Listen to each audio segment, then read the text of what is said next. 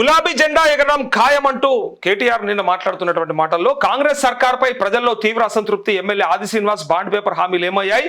వేములవాడలో BRS digital సభ్యత్వ నమోదులో కేటీఆర్ అంటూ అవు కదా. ఆది శ్రీనివాస్ అయితే ఎంత బ్రహ్మాండంగా ఇచ్చిండు, బాండ్ పేపర్ ఇచ్చిండు. మదిరల మన డిప్యూటీ సీఎం బట్టి విక్రమార్క ఓ గ్యారంటీ కార్డులు దాచిపెట్టుకోర్రి, 6 గ్యారంటీల కార్డులు మీ దగ్గర పెట్టుకోండి. రేపు పొద్దున మా కార్యకర్తలు వస్తారు, మా నాయకులు వస్తారు, ఆ కార్డులు చూపిస్తే మీరు ఆ పథకాలకు అర్హులవుతారు అని చెప్పిండ్రు. ఏడవైనాయి ఏం చేసిర్రు? మీరు ఇచ్చిరా? నీ 6 గ్యారంటీలు ఏడవైనాయి, నీ 420 హామీలు ఏమైనాయి? అందులో పెట్టుకున్నటువంటి 13 హామీలు ఎక్కడ పోయినాయి? అయినా ఏమన్నా 100 రోజుల్లో చేస్తామన్నాయి. అట్లా ఉంది ఇలా. ఇంకా ఇప్పుడు పెద్దగా మాట్లాడుతారు ఏమనంటే ఏం చేసిండు కేసీఆర్, ఎట్లా అయిపోయింది రాష్ట్రం, అధోగతి పాలే. ఏం అధోగతి పాలైంది? ఎంత అయిందో అప్పులు చెప్పురు, మీరు చేసిన అప్పులు చెప్పురు. మీరు చేసిన అప్పులకి ఏం ఎక్కడెక్కడ పెట్టిరో చెప్పండి. మీకు ఏ వర్గం కరెక్ట్గా ఉంది చెప్పండి, ఏ వర్గం ఏ రంగం మంచిగా ఉంది చెప్పుర్రి ఒకసారి. దందలు ఖరాబ్ అయిపోయినాయి. రియల్ ఎస్టేట్ అయితే అసలు మాట్లాడటోడు లేడు తెలుసా.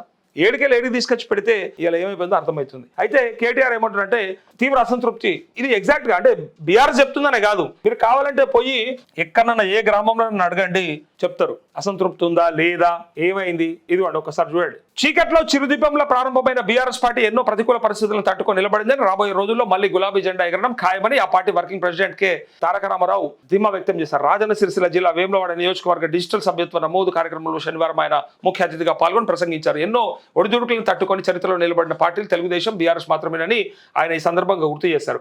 ప్రభుత్వంపై ప్రజల అసంతృప్తి, అమ్మ విలువ అన్నం విలువ అవి లేనప్పుడే తెలుస్తాయని వ్యాఖ్యానిస్తూ గత కేసీఆర్ ప్రభుత్వ పాలనకు ప్రస్తుత పాలనకు ఉన్న తేడాను ప్రజలు గ్రహిస్తున్నారని కేటీఆర్ అన్నారు. ప్రస్తుతం కాంగ్రెస్ ప్రభుత్వంపై రాష్ట్ర ప్రజలు తీవ్ర అసంతృప్తితో ఉన్నారని నేను నిన్న కొంతమంది రైతులతో మాట్లాడినా, మెదక్ జిల్లా రైతులతోనే. వాళ్ళు ఏమంటారు అంటే, అన్న ఈ రేవంత్ రెడ్డి చేస్తున్న పనేంటిదో మీకు అర్థమవుతుందా అన్న అని నన్నే ఒక జర్నలిస్ట్ గా నన్నే ఏమడుగుతున్నారంటే, వీళ్ళు రైతులకు 3 గంటల కరెంటు చాలు అని అంటున్నారంటే దాని వెనకాల ఉన్నటువంటి కుట్ర చెప్తామన్నా అని చెప్తున్నారు. వాళ్ళు ఏమంటారు అంటే 3 గంటల కరెంటు ఇస్తారు, నీళ్లు సక్క రావద్దు, కరెంటు సక్క రావద్దు, రైతు బంధు అడగద్దు, రుణమాఫ్ అడగద్దు, రైతు బీమా కూడా అడగద్దు, పంట సక్క వండద్దు, పండిన పంటను కొనాలంటే కూడా వాళ్ళకి దుఃఖం వస్తుంది కాబట్టి ఆ పంట కొనుగోలు కూడా తప్పుతుంది కాబట్టి అన్ని బంద్ కావాలి అంటే అసలు దగ్గర సూటు పెట్టాలి. రైతు అనేటోడు ఇక అందులోనే కొట్టుమిట్టాడాలి. ఆడ 3 గంటల కరెంట్ ఇస్తే వాడ కరెంటు కోసం ఎగబడాలి. ఇక పొద్దుగా లేస్తే ఎప్పుడు వచ్చే, ఎప్పుడు వాయే, ఎప్పుడు పోవాలి, అరే పోయి కట్టక ఎప్పుడు వచ్చుకోవాలి, ఎప్పుడు స్టార్టర్ చాలు చేసుకోవాలి, ఈ టెన్షన్ లోనే ఉండాలి.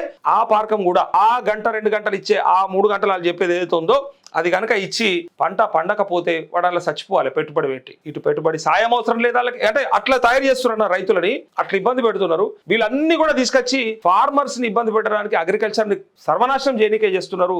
ఇలా 150,000 మెట్రిక్ టన్నుల ధాన్యానికి ఇంత స్థాయికి ఎట్లా ఎగబాకిందన్న మన ప్యాడీ అని అంటూ తెలంగాణ వచ్చిన కొత్తలో 60,000 మెట్రిక్ టన్నులు. మరి ఎట్లా డబుల్ అయింది? అది ఎట్లా 150,000 మెట్రిక్ టన్నులు అయింది చెప్పాలి కదా. పెట్టుబడి సాయం దొరికి డబ్బులకు ఇబ్బంది లేకుండా ఉండి వాళ్ళకి అన్ని రకాలుగా పడిపోయిన కరెంట్ ఇచ్చి, నీళ్ళు ఇచ్చి, అన్ని రకాలుగా ఉండి వాళ్ళకి అన్ని వసతులు ఉంటేనే ఆ పంట పండించారనే విషయాన్ని అందరూ గ్రహించాలి. ఫస్ట్ రైతులు అంటా ఉన్నారు అన్ని ఇచ్చేపటికే కదా మేము బరాబర్ పండించినాం, అందుకే వచ్చినాయి. ఒకనాడు 4 ఎకరాలు ఉన్న మనిషి కూడా 1 ఎకరం 2 ఎకరాలు పెట్టుకునేటోడు, 10 ఎకరాలు ఉన్నట్టయినా 4 ఎకరాలు పండిస్తాడు. కారణం ఏంటంటే పెట్టుబడి పెట్టాలి, సరిగ్గా కరెంట్ రాదాయే, సరిగ్గా నీళ్లు ఉండయాయే, మరి ఏం చేయమంటాడు. కానీ ఇలా అట్లాంటి పరిస్థితులు అధిగమించి మరి 10 ఎకరాలు ఉన్నోడు 10 ఎకరాలు పండించాడు కాబట్టి డబల్ అయ్యిందని అవగతం చేసుకోవాలి, అర్థం చేసుకోవాలి. సో వాళ్ళు రైతులు ఇలా అడుగుతున్నారు, ఏం చేశారన్న, అసలు ఎటు తీసుకపోయారు వీళ్ళు, ఎవరి కొంపలు ఆర్పిర్రు, మమ్మల్ని చంపడానికి తప్ప రేవంత్ రెడ్డికి ఏం చేసిండు చెప్పండి అని రైతులు అడుగుతా ఉన్నారు. అందుకే అసంతృప్తి కనిపిస్తా ఉంది. హామీలు ఏమయ్యాయి? ఎన్నికల సమయంలో వేములవాడ కాంగ్రెస్ ఎమ్మెల్యే ఆది శ్రీనివాస్ ఇచ్చిన హామీలపై కేటీఆర్ ఘాటుగా స్పందించారు. కాంగ్రెస్ హామీలను 100 రోజులు అమలు చేస్తామని, కావాలంటే బాండ్ పేపర్ పై రాసిస్తామని ఆది శ్రీనివాస్ చెప్పారు. అధికారంలోకి వచ్చి ఇన్ని నెలలు గడుస్తున్నా ఆ హామీలు ఎందుకు అమలు కాలేదు, దీనిపై ఆయన ప్రజలకు సమాధానం చెప్పాలి అని కేటీఆర్ డిమాండ్ చేశారు. గతంలో కేసీఆర్ 15 లక్షల పెళ్లిళ్లకు, కళ్యాణ లక్ష్మి, మెడికల్ కాలేజీలు, గురుకులాలు, కాళేశ్వరం వంటి ఎన్నో చారిత్రాత్మక అభివృద్ధి కార్యక్రమాలు చేపట్టారని కేటీఆర్ కొనియాడారంటూ ఇక్కడ దొంగ ఓట్లను కూడా ఏర్పారేయండి అని చెప్తున్నాడు. పెరిగిన జనాభాకు అనుగుణంగా ప్రతి 10 ఏళ్లకు ఒకసారి జనగణన జరగాలని సూచించారు. బీజేపీ, కాంగ్రెస్ పార్టీలు దొంగ ఓట్లతో గెలవాలని చూస్తున్నాయని, కార్యకర్తలు అలర్ట్ గా ఉండి బూత్ స్థాయిలో దొంగ ఓట్లు, డూప్లికేట్ ఓట్లను గుర్తించి వాటిని తొలగించాలని పిలుపునిచ్చారు. ప్రతి కార్యకర్త తమ బూత్లోని ఆ బీఆర్ఎస్ కు మెజారిటీ సాధించేలా క్షేత్రస్థాయిలో కష్టపడాలన్నారంటూ వాళ్ళ పార్టీకి సంబంధించినటువంటి అంశం అది. సరే, అదటి పక్కకు పెడితే ప్రజల్లో అంటే రైతుల్లో మాత్రం చాలా వ్యతిరేకత ఉన్నది. అది పార్టీ చెప్తేనే సరిపోదు, ప్రజాక్షేత్రంలో పోయి ఎవరన్నా కనుక్కుంటే కూడా తెలుస్తుంది, అడిగితే కూడా చెప్తారు వాళ్ళు. ఒక పార్టీ వాళ్ళు గెలవడానికి ఏమన్నా చెప్తారు, అవతలోడు దొంగ అంటారు, లంగ అంటారు, లపంగ అంటారు, కానీ ప్రజలకేమక్కరా? వాళ్ళ పనులే ఉంటాయి. అని ఎప్పుడో ఒకసారి ఎట్లా ఉన్నదంటే ఏమున్నది ఇంతకుముందు అవ్వచ్చే ఇవ్వచ్చే ఇప్పుడు ఏమస్తలేవని అడిగే పరిస్థితి ఉన్నది. డెఫినెట్ గా మరి ప్రజల ఆలోచన మేరకు అభిష్టం మేరకు పరిపాలించేటువంటి నాయకులు ఉంటేనే ఏమన్నా తెలంగాణ ముందర పడుతుంది. లేకపోతే ఇదవుతుంది, ఏడున్నది అన్నే ఉంటుంది.